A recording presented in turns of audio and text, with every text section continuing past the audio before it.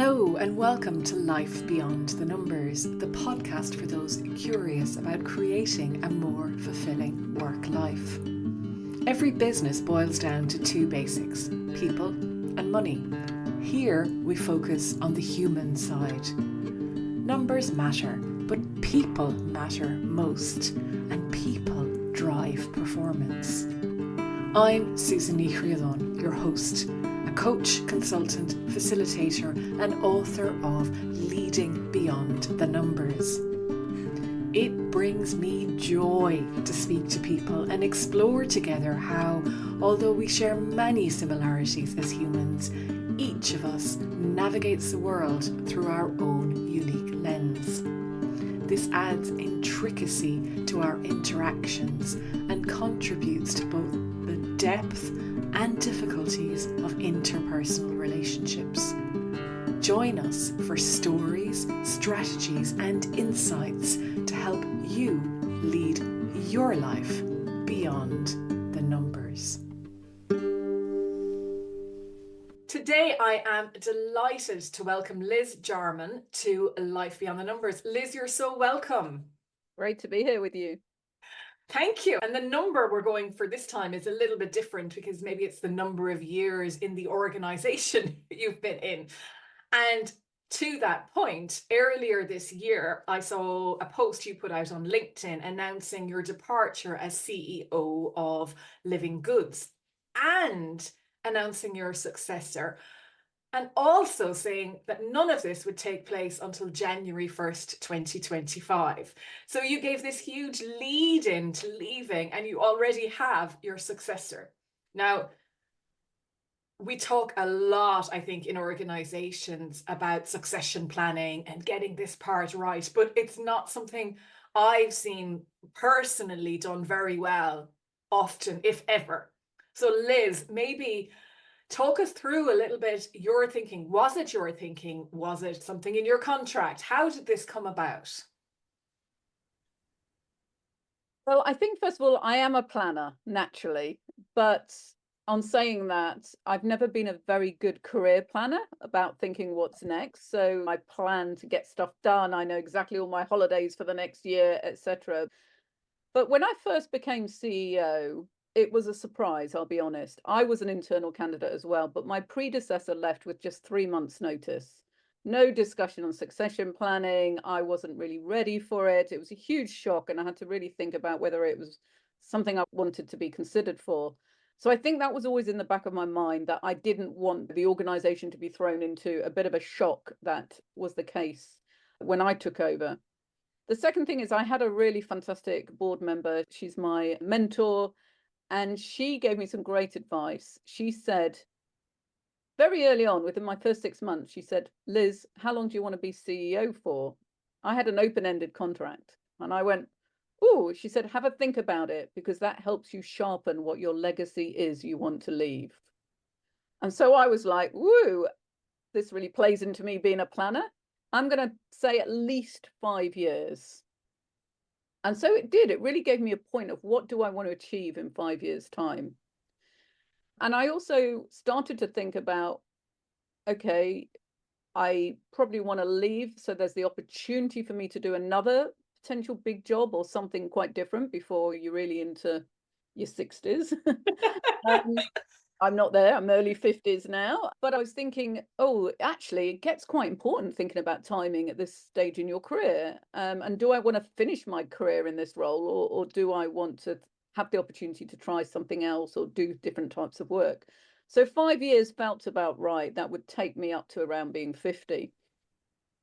When I got closer to 5 years, and bearing in mind we'd just be coming out of COVID, which was obviously an intense period for everyone, particularly I'm based in Africa and it was really tricky there.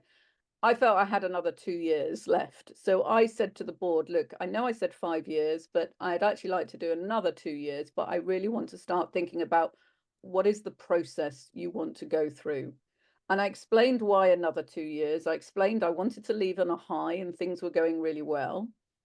We were just kicking off a strategic plan, a 5-year strategic plan that seemed to be going well. So I said, in 2 years' time, we'll be halfway through, so it allows somebody to come in, get their feet under the table, and then plan for the next strategic plan and the timing and all the other things I've talked about. So I gave them a rationale for why I wanted another 2 years. They were very grateful, but I did say I want to start talking about a process, which was like, oh, okay, that's not a plan, a process.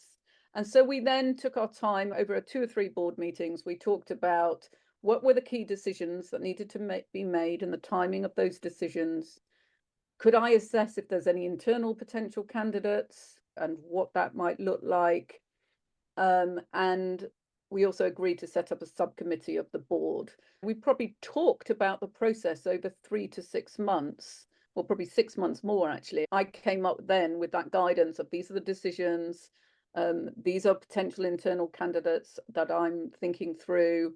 And with the subcommittee, we decided to also bring in an external consultant to help map the sort of CEO mapping landscape, the trends that were happening, but also she helped to advise us on thinking not just about a CEO transition, but also the broader leadership, what's happening at the chair of the board level, who's the deputy to the CEO, how does it impact at C-suite level? So we looked at a number of different areas as well under her guidance. So we really took our time thinking about the leadership of the organization, potential successors, and that allowed us to be very well prepared.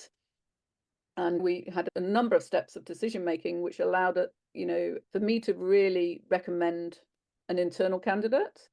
It allowed time for her to go on an executive assessment center, have an executive coach really over a year before the decision was made, raise her profile with the board and externally.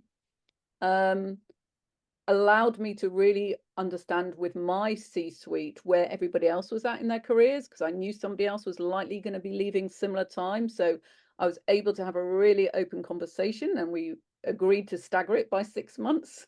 So it was hyper planned. And then we decided to communicate early because it was an internal appointment so that my successor could go on sabbatical, but we could kick off the hiring process for her replacement and my other C-suite person leaving before she went on sabbatical.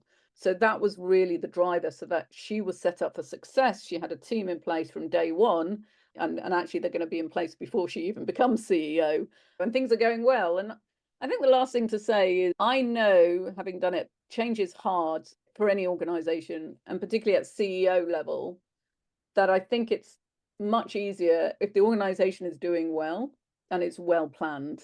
And I'm feeling in a really good place as I enter my last few months that this was the right thing to do. Wow. I mean, that's so thoughtful in what you talk about there, Liz. And I think in one way, like COVID almost took 2 years out for you completely. So you're almost, yeah, yeah. Yes. And I can understand that, because I think a lot of people probably felt like that.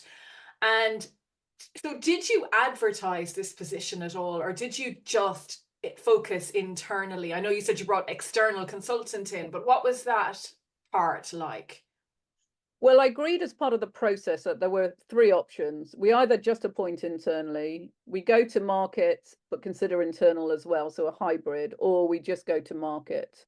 So the first thing I did with the board was present the internal candidate. And of course, she also had to really think about whether it was right for her too. So she was very aware that she really needed to think this through, and that was part of this process. And we very much wanted to invest in her on this assessment centers and things like that, regardless of whether it's CEO. She's just a super leader, whether it was with the Living Goods, somewhere else, we wanted to invest in her. So we spent this time and the board getting to know her more. And the first decision that was made is she is a credible candidate. Not necessarily she's the only candidate, but she's the credible candidate. So that got rid of one of the processes, external only. So it's either internal only or internal and external. The next thing we did is we did a market mapping. So the consultant came in, gave profiles, talked about what they're seeing, their experience when they've placed CEOs into roles, and that typically it takes them a year to get up and running. And what really helped facilitate some of the questions and some of the discussions, one was that my successor is not an African, one of the discussions was, how important is it to have an African? She also has extensive experience living in Africa. She was Uganda country director, but doesn't currently for family reasons, but travels extensively. We discussed whether that was an issue. But the main thing that really sort of was the main discussion was, where are we doing as an organization? Do we need somebody to come in and shift things around and adjust things? Is the strategy not working? And some of those discussions were obviously without me there, but the conclusion from the board is things are going really well. We're on track. The last thing we want to do is slow anything down. So if we have a credible internal candidate, that is our desired route. We did discuss some of those other aspects. And in fact, the Africans on the board were all very vocal that it's about deep lived experience. And it is about continuation of the strategy that is most important.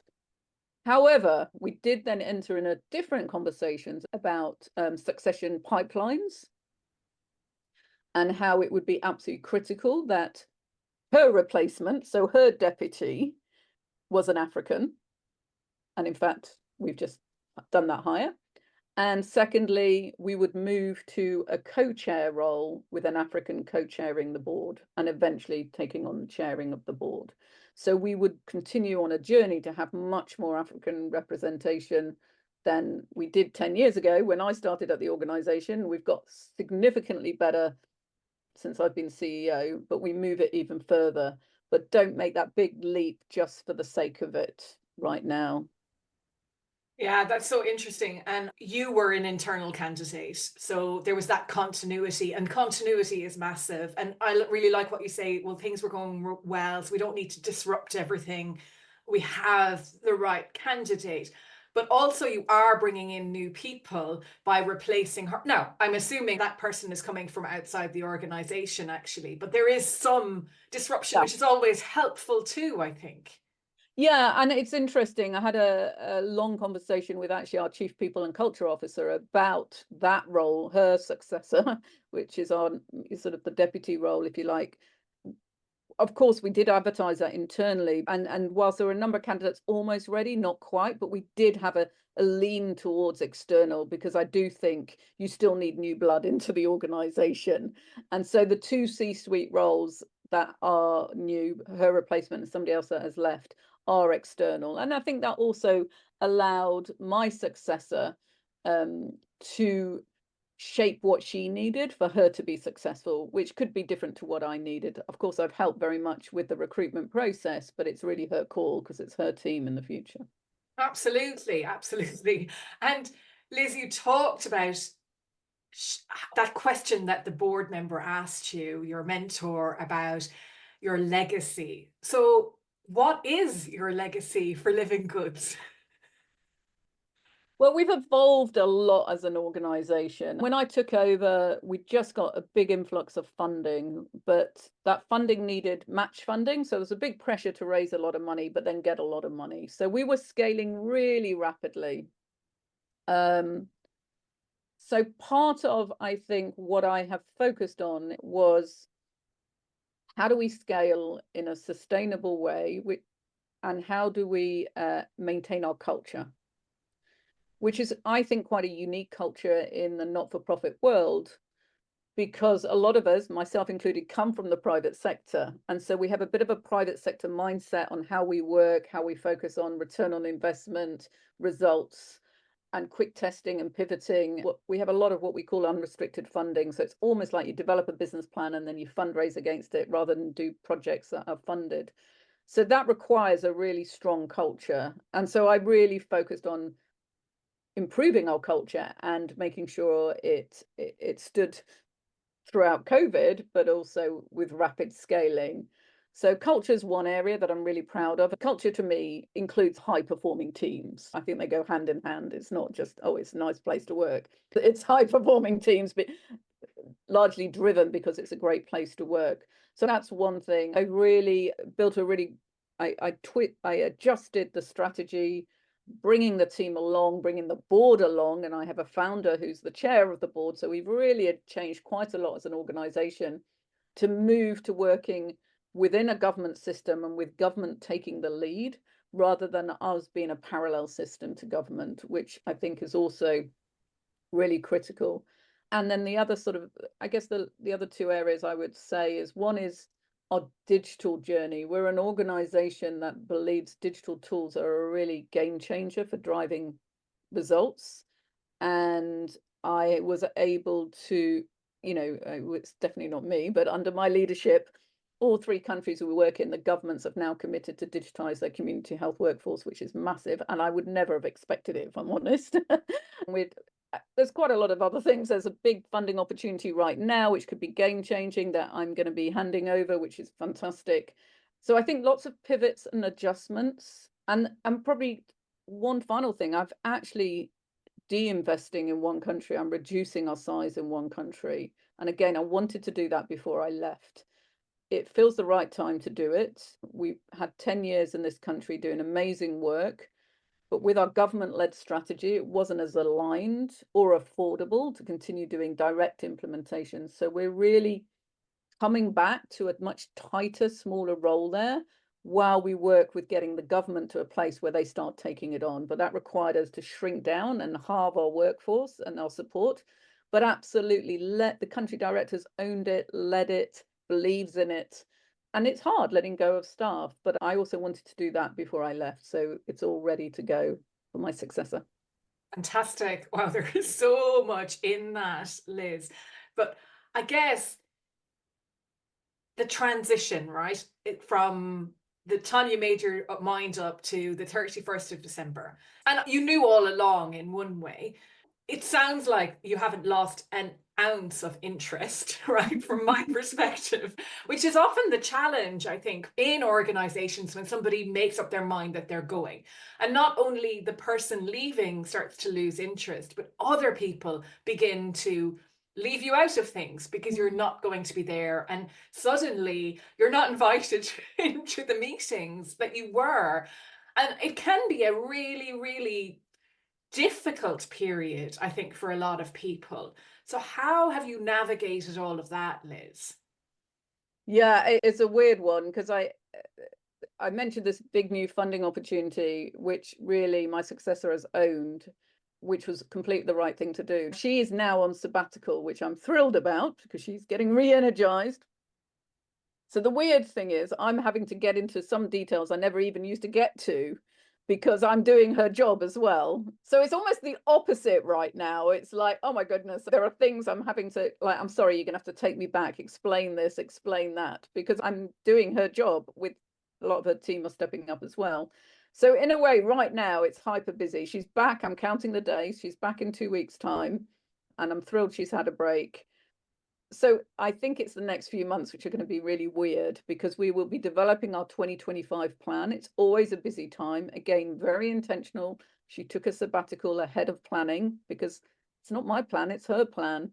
But of course, I've done it. I'm used to it. So getting the balance right in the next 3 months is going to be really interesting. Same for, we have an annual big leadership retreat coming up. And it's like, yeah, I still have to show up as the leader, but a lot of it is going to be deferring to her, or trying to not be maybe as vocal as I normally am. So I can see it starting to happen. And we go to UN week in New York, and I was just saying, I'm not sure whether I'm really needed there. And if I am, I don't want to feel like a spare part. I think one of the things that has helped, though, is I said I'm actually not going to look for another job until I leave. I'm going to take a break. And I did say to the board, I'm available for 2 or 3 months if you need me as an advisor to come back, be behind the scenes and support in any way while I start looking for stuff. So my head's not somewhere else. I think that also helps. Like, I am determined to leave this in the best possible way and how I can be most helpful. But yeah, I do think the next 3 months are going to be a bit weird. But luckily, you and your successor have worked together already. So that would probably make it, hopefully, a little bit less stressful. Because I think if you brought someone new in completely, that might cause a different dynamic again. Exactly. I'm not sure how I'd feel. There would be completely different views, and you can't really argue with it. Yeah. And as you said, we've been working very closely, actually for 10 years. So we know each other really well. Of course, she adds different skills, but there are also things we're very similar on as well. So yes, it definitely is a lot more helpful that way. Well, good. You talked about being a planner, and I wondered about the transition and looking back at your life, because transitions, like we've talked about, they can go on forever and they can be tricky to navigate. And some people just want the results. They want that new CEO and they kind of don't want to even bother with the bit in the middle. But I wondered about your background, because you were born in Zambia, you spent time living in Papua New Guinea as a youngster, and you've lived and worked in the UK, and now you're in Africa. How has that influenced your ability, other than the planning side, but to go with what's coming up or unfolding as well, I think, because there's uncertainty in all of that. Yeah, it's funny, isn't it, when you look back at it? I think it definitely has shaped me. And I think also, my parents were teachers, and they went to Zambia in 1968 or 69, never traveled abroad. The first place they went was Zambia, left on graduation day. Wow. And went, they had a scheme post-independence where you would do your teacher training in Lusaka and then go really remote in the bush, which is where they went.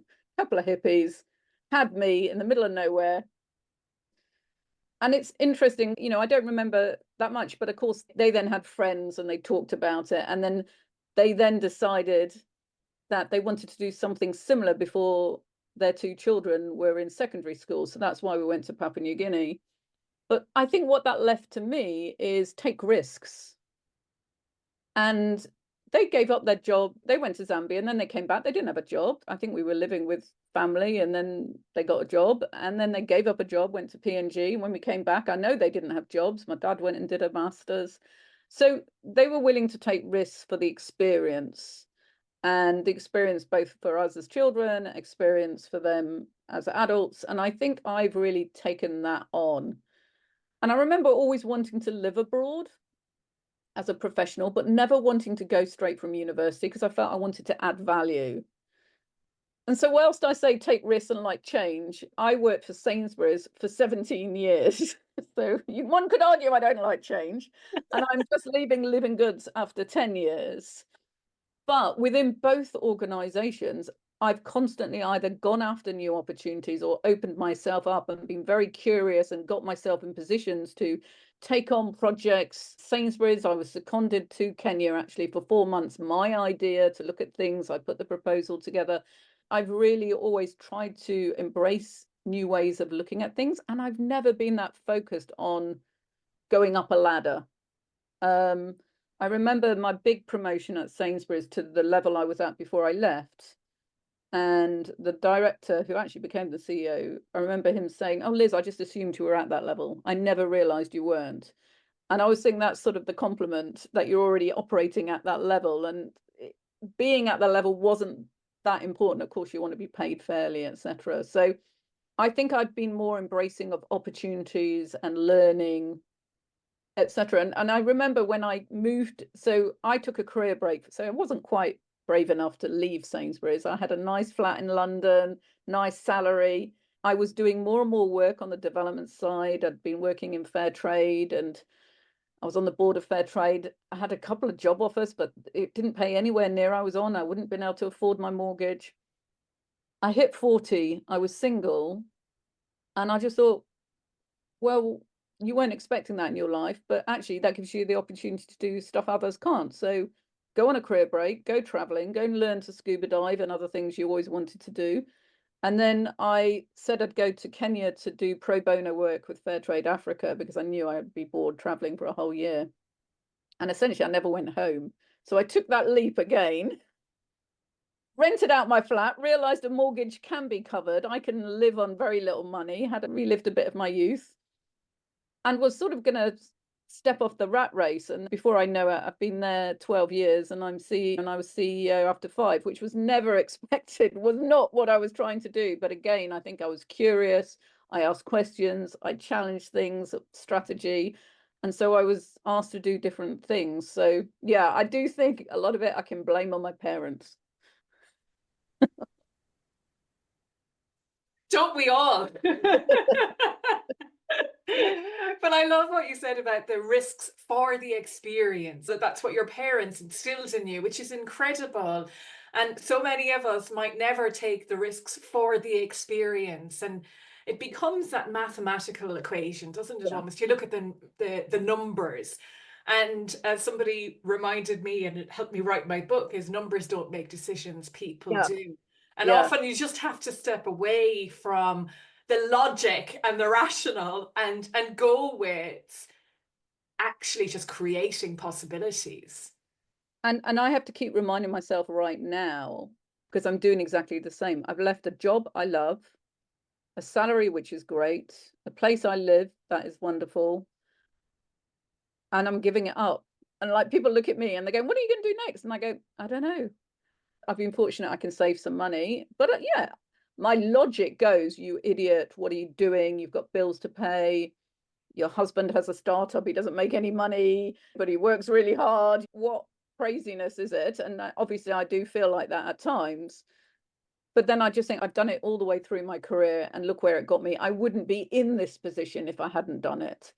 And what's the worst that can happen? I'm in a very, very fortunate position, and other people don't get to make these types of decisions because they do have commitments. I wouldn't allow them to. So I try and remind myself, even if occasionally in the middle of the night I do go into a little bit of a panic. I think that that's absolutely fair enough. And because I pretty much did the same, Liz, I left every single job without another job to go to, and I moved country as well. It never really bothered me. And I think there's a great way to be able to reflect on yourself and know that actually I managed this before. And that really helps, having those experiences, taking the risk, being curious, open to possibilities, and all of that. But you've talked about being with Living Goods then for 10 years, that's a fair whack of time as well, and in different roles and everything. But it's like, since you've been CEO, you've led a team of over 450 people across 4 countries and the US. And the press release that went out mentioned that you've built an exceptional leadership team and culture, as well as being a shining role model and mentor. And you talked about the culture, making it a great place to work, and also the high performing team. So what makes a great place to work, and what makes a high performing team? Yeah, great questions. And I probably need to start writing this down. But I mentioned before, I'm very results focused. I sort of like to get stuff done, and I'm not a fluffy leader, as some people might call it. Fun for me at work is we had a great workshop, not that lunch or that, evening out.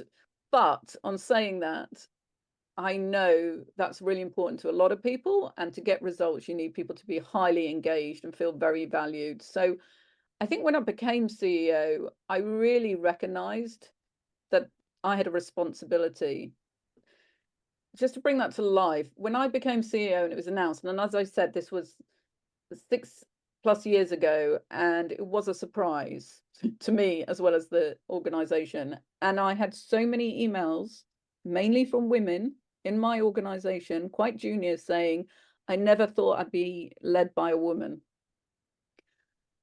I'm so impressed that you've been promoted within. It gives me hope for my career." And I was like, oh my goodness, I've got all this responsibility. People are looking up to me. And so I really took that on, and particularly the women thing. I've been very fortunate in my career not having too many barriers. And I thought, wow, especially in the African continent where I was at, this is so critical. So part of what I really wanted to do culture-wise was show up and spend time and be intentional about spending time with the team. And of course, as a planner, that meant I had to really plan to be able to fit that in, because I think the first 6 months, I thought, how am I going to do any of this? I'm just spending time on calls with funders and trying to do this and trying to do that. So I joked, I know exactly when I'm going on holiday every year, because I plan. I'm visiting Burkina Faso here, Kenya here, Uganda here, US here. I've got this big meeting, this big meeting. And so for me, it was about really dedicating time to different levels of the organization and doing that in a systematic way so that they knew that 2 or 3 times a year I'm visiting and I'm spending time with these groups of people. And that to me makes a huge difference. And obviously, even during COVID, I then would do it in a virtual type of way. But I think I was also able to bring in some of the private sector investments, like a big organization like Sainsbury's has done, into quite a relatively small organization. And so that was about having a high performing executive team that required making some tough decisions on some people, investing in executive coaching, leadership courses, just really working together and having retreats as teams, as we never did before. I really then started to work on, particularly in the last 2 or 3 years, on the level below my executive team, because we need that succession thinking there, and it's tricky, and also the feedback continued to come through. So I did external surveys, we call them voices surveys, every year, and it continued to get feedback about not understanding how decisions were made. So then being very clear that we would have steercos for certain decisions and we'd have a mixture of people, but then introducing something called rapid, which is a way of making decisions. So rapid is about, you have a recommender, you have somebody who agrees to the recommendation, you have input into that recommendation, and then the decision, and then the performance. It's actually harder than it sounds. And even now we're not quite there, but it starts to get the team below to come up with recommendations, be very clear on who they've got input from, who's agreed to it, and proactively thinking who needs to make this decision at what level. And this evolved to also having a much stronger delegation of authority and decision-making frameworks, which we put in place. So a lot of effort on decision-making, both the process, the transparency, and who. Still not perfect, but a lot of work around that. I think the other thing that I invested in, particularly post-COVID, because I think people hadn't been together like in many places, but it was really tough in Uganda as one really tough lockdowns there, is we also tried to do a lot more work on safe spaces to speak up, particularly when you've got a lot of my staff are remote working in quite rural areas. And we've had this facilitator who's really supported having uncomfortable conversations. And that exercise of psychological safety and having those conversations. And I've been in a room and seen things put on the board, which is horrendous. And my leaders around me, I've said, look, I could take that and say, I want to resign tomorrow because it's failed. Or I can say, wow, thank goodness people are willing to say that. And what can we do about it? So trying to lead by example, being present, but having a lot of these frameworks in place has been really important. And where did you get this experience from yourself, Liz? Are you a natural born leader? You said you worked for Sainsbury's. Was it coaching you had, leadership? Like, where did it come from? Well, I don't think I'm a charismatic leader. You know, you get some leaders that stand up in front of you and everyone's like blown away. I'm not that sort of person. I have to be really prepared. I sort of dial it up, Liz. Now you got to do this. But I think what I feel more comfortable with is having good frameworks in place. And for me, that also means that if I'm not there, then or the leadership team, you can embed it much stronger. So that's why really investing in external surveys, which is what we used to do at Sainsbury's for sure, but then creating plans that are tangible and you show what you've actually done from it is really important. And I really believe that you have to do what you say and you have to provide it or say why you're no longer doing it. The other area I spent time on was actually our values and our mission. And whilst I didn't adjust them that much when I became CEO, I spent a lot of time talking about them and going through them. And they're saying, and you know what? This is what we do. The mission is our guide rail of what we do and don't do. Our values are how we behave. And this is how, and I'm going to talk about it regularly. So I learned a lot of that from Sainsbury's, I'll be honest. But even when I was on the board of Fairtrade, I've always had a focus on people. I headed up a committee that supported all the Fairtrade organisations around the world on their HR people and thinking about best practices. When I was at Sainsbury's, I always led the performance management reviews and talent review process. So again, I've really sort of brought thinking about talent. I've hired people from the private sector. I have amazing people team. Most of them have come from the private sector. And having that fortunate funding ability to allow me to have executive coaches, to have mentoring programs, to think about work shadowing. And I talked about how I'm not hierarchical. It's very embedded in the African culture. And so to try and create for people to see that they can grow by moving sideways or even within their role by taking different things on, leading projects, has been a real focus for me. There's another podcast called Squiggly Careers, which actually an ex-Sainsbury's person is on, which is why I started listening to it, who takes it. So I use that frame, Squiggly Careers, a lot. I even got them to do some videos for us. So for me, Squiggly Careers and squiggly thinking is another legacy, because for me, that's so important. There's a lot I took from Sainsbury's. I banned the word head office, which I remember happening at Sainsbury's. We were a support centre. Same with us. We don't have head offices. We have global offices or support centres. I have an upside down structure chart, which is, okay, a piece of paper. But again, I show me at the bottom, and I'll work in the rural areas and the country work at the top, and then the support underneath it. And so I always try and set these tones, even if it's to try and demonstrate what we're trying to get to as an ethos, even if we're not always there. I think if you asked anybody at Sainsbury's, what are they going to miss about Liz? Sorry, anybody at Living Goods, what are they going to miss when I leave? They're going to say my Monday morning email. And this actually was an idea from one of my staff who said, why don't you write an email every morning? She'd read it somewhere else at dinner. And I was going, I don't have the time to do that. I'm not a natural writer. I said, I'll try it. I've done it probably for 3 or 4 years, and it's to show the human side. So I talk about what happened last week, what I'm prioritizing this week. I talk about what I did at the weekend, what I did on holiday, what I'm struggling with, something I've read and how it resonates.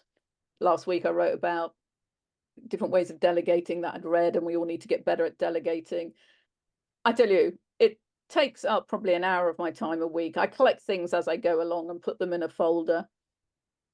It is the most, I can't believe how much of an effect, and the staff love it. I can't wait till Monday morning and I read you, and I'm like, and this, I think this is the thing. There are small things I think you can do that have such an outsized impact. Every new member of staff that joins, they get an email me on the day they arrive. Anybody who's promoted gets an email from me. And so I tried to find things that are tangible, that have outsized impact, but aren't going to, you know, like somebody said, you have to write a birthday message. I'm going 400 birthdays a year. No, I can't do that. But I can write for anybody who's been promoted or moves squiggles and moves a different direction, or any new staff member that joins, I can write that. And yeah, and I always celebrate people who leave. I think we should celebrate people who their time is up and it's time for them to go elsewhere. You know, celebrate that they spent their time with us for the time they did. So yeah, Wow. mixture of a lot of learning from Sainsbury's for sure. Yeah, but I think that what comes out most for me from that, there's a lot of things, but recognition. I think the Yes. recognition is a huge part of who you are as a leader. Yeah. And it's we think it's a small thing, but it's like you say, that outsized impact is just incredible, isn't it? Because it's all any of us really want, is to be recognized for who we are and what we do and how we show up, and that someone cares about us. Yeah, and I remember doing one of these surveys you do in your leadership over the years, and one of them was about how much do you need, and I actually don't need a lot, but I remember having a wake-up call that in my team at the time, somebody I was struggling with needed a huge amount. I mean, this must be 15, 20 years ago, and I remember her clearly, and I was like, that's where I've been going wrong. But it's hard because then you have to give recognition in a very genuine way. But I think that was a really pivotal moment in my career. I think you've summed it up brilliantly. I hadn't thought about it that way, that you do need to give recognition, even if you don't feel you need it in the same way. And I know I'm probably more of the outlier than the norm. So yeah, and be mindful of that. And yeah, and it doesn't really matter. I mean, there's no formula, is there? I Yeah. mean, there are. That's the problem. There are Yeah. formulas and they're not really working, are they? What you talked about as well, about bringing like the decision making, because I think that often in an organization, it's really hard to know how people make decisions. And even like I worked as a director in different organizations, and you really put a lot into making the decision. And you've almost forgotten by the time you got there what you went through. And then you come out and tell people, and they're like, well, I can't believe that that's what happened. So I think opening that up, but also pushing it down, maybe not pushing isn't the right word, but enabling it up. That's huge, because some of these decisions are massive and have huge consequences as well. And the more people are involved, the greater buy-in Yeah. to seeing it through as well. Well, I think that's it. And that's why I like this rapid process, because I like the input and agreeing to the recommendation, not necessarily you're making the decision, because I think it takes the pressure off a bit, but you feel like you've been part of the process. I think there's a word, I actually don't like the word empowerment, because I think it's overused. And what I realized in our team is a lot of the staff weren't willing to take the power. So they were being empowered, but they weren't in a position to want to take the power, which is why I said, stop saying I've empowered you. It's a lot more complex than that. And so working with them to help them want to take the power, take the decision, feel confident that they've really considered it and got input from other people, and be able to articulate what it is they're recommending has taken a lot more time, but I think does bring people with you. I think the other thing I saw was the other extreme, where decisions were being made by consensus. So slow, and then very, very, they weren't risky. Yeah, wet and weak almost. Yeah. Gone to the lowest common denominator. So again, this is almost with my executive team saying that sometimes you have to make decisions and then you bring people along with you on the journey rather than wait for everybody to catch up. And that's not always going to be the place, but remembering you do have to bring them with you. So I think that's something else. And I also remember during COVID, I started again from Sainsbury's. I worked in sort of the food safety side of things, food quality, food safety, and you had issues. If there was a product that wasn't safe, you had to act quickly because there were people's lives at stake. So I was used to managing incidents, crises in a very clear way, always on a Friday, of course, you knew. When COVID hit and it started getting big, I just went into my action mode, but I delegated to some of my staff. Can you do this? Can you come up with that? Can you think about the triggers that we would do this, that, and the other?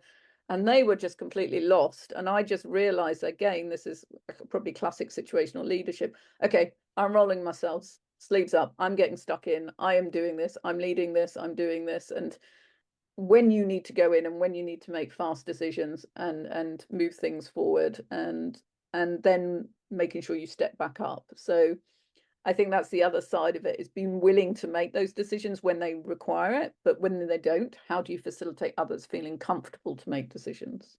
Absolutely. It's like the burning building, isn't it? You have to get out. But most of the time it's not on fire. And so, yeah, you can be a bit more thoughtful in the decision. And I think it's funny, decision making by consensus is just so painful. And yet, what is it, do you think, Liz, that drives people down that road so often? Fear of making those, fear of getting it wrong. I often say, what's the worst that can happen? If it doesn't work, then we'll undo it, and think about that. And that really came through when we were pulling together our decision-making framework and our delegation of authority. It's like, what's the worst that can happen? Well, if the organization is going to go completely pear-shaped, then that probably doesn't sit at that level. But you know what, if it means we just have to stop something, pause and adjust, then that's okay. So I think it's the fear of failure, I think, is part of it, and just feeling comfortable with others. And I mean, we all have sounding boards that we use and we sense check things for sure. And I'm very much talk it through with someone, maybe not everyone, to get viewpoint, but then be very clear on where we're at.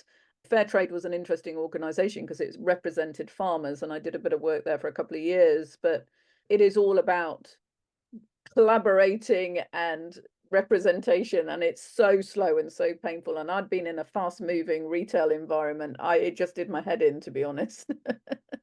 I think it's got its place, don't get me wrong, but it's what you're suited to as well. Well, it's also, you don't know often what's behind a lot of the delays because it's often quite political, or Oh, it can be. And I think I spent a fair portion of my career in Africa as well, and you don't know what pressures people are coming under yeah, that they bring into the office. So it's never straightforward, is it? Like it's, yeah, there's lots exactly. of moving parts. Yeah. About, I saw a tweet that you did. I've seen the power of radical collaboration. We have a deliberate focus on forging strong alliances. We can be transformative about the change we enact. And I think you talked about that today, because even how you talk about how you work with your team and the teams, that the way it Mm. flows down is a form of radical collaboration. Mm-hmm. Yeah, you know what? I ban the word competition. I've talked a lot about coming from Sainsbury's food retail, highly competitive environment. When I moved into more working in the development sector, I was shocked that it felt as competitive. And I think that's down to a lot of the funding mechanisms, which is just terrible in my opinion. And we're trying to solve huge problems, and you just can't do it alone. And I think that's part of the issues with the development sector and why we haven't made some progress. There's been brilliant progress, but not some progress in some areas. And I think it is this sort of competitive nature. So I ban the word. And I think it's so important to think about what you do really well. And then you are able to focus at being excellent at that, and recognize others are excellent at other bits. And therefore you have to work with others. Now that could be within your organization. I'm not great at stuff and I want people to be better than me. I would say I want people better than me in my team because they're going to make me look good and make my life easier. But it's the same outside the organization. Like if somebody is so much better at government engagement or speaking or doing this, then let them be the advocate for this or do this, and we stick to our lane. So yeah, that's really important to me. I think it can be difficult if not everybody's on the same page. I'm in a field where a lot of similar organizations in my space are actually American led, American driven, American funded, as are we. My founder is American. We were based there until I shifted it all to Africa. And Americans are more, I think, typically than the British. We are typically more reserved, and I'm probably on that, definitely on that spectrum. So I naturally also aren't a rah, rah, rah, rah, rah, and look at us, look at us. I always say it's amazing what you can do if you don't take the credit for it, especially when you're working with government. Do I sometimes do that too much? You still have to shout, funders want to know their money's doing well. I think I've learned to actually dial it back up a bit, but I still don't think you should be competitive. I think you just need to be able to talk confidently about what you've done and what you're achieving, which maybe I dialed down a little bit. But I do think that the only way to really make change is if you find great like-minded organizations, like-minded people in your team who are and like-minded in terms of the vision and where we're heading to is the importance bit. They can come at it from totally different angles. But yeah, for me, radical collaboration is also feeling comfortable to pull people up, saying, is that really working? Do we need to change something? Or what's worked, what's not worked, and following the evidence rather than just because this was your plan. It's funny, isn't it, that we have to put a word radical in front of it in one way, because really all it is being open and honest and actually, you know, like really getting down and dirty and understanding it and not taking it personally and not assigning blame and all of those things. But we have to like almost couch it to make it. You shouldn't say that at all. It's terrible, isn't it? Because we have to say it's not the normal collaboration. Real collaboration. It's funny, but I totally get that. Liz, we're almost out of time, and I just wanted to ask you one question, because there was something that you picked up on about celebrating leavers. Yes. Now you're about to leave yourself, but for people that are listening that may be in an organization and don't typically celebrate leaders, but make them feel like a leper as they go out the door, what would you say to them? You know, I mean, I do look back and I'm incredibly proud of what I've delivered. I mean, I must admit, I had to write a CV the other day because somebody did ask for one and I hadn't written one. And it's like, wow, I don't even know there's so much to put in here. So I think taking the time to actually really think about what you've achieved and what it was like when you came in and what it's like now. And whether you've made the choice or somebody's made the choice for you, it is probably the right time. And there'll be great things that will build on what you've learned and experienced. Even if it has been painful along the way, it will take you on to the next thing. I'm still trying to work out whether it's another big role for me or whether I do more of a portfolio approach and support different organizations. I'm not sure yet. I'm trying to be relaxed about it, but I just know I've learned a huge amount. I've had a real privilege. This is the pinnacle of my career. I've had a privilege of leading an amazing organization, learning a lot, getting some stuff wrong, that I want to help others going forward. So yeah, celebrate what you've achieved and then think how you can take that on. Absolutely. And I think don't be afraid to squiggle. It's like what's come out of that as well. Squiggle away. I love it. Yeah, squiggle away.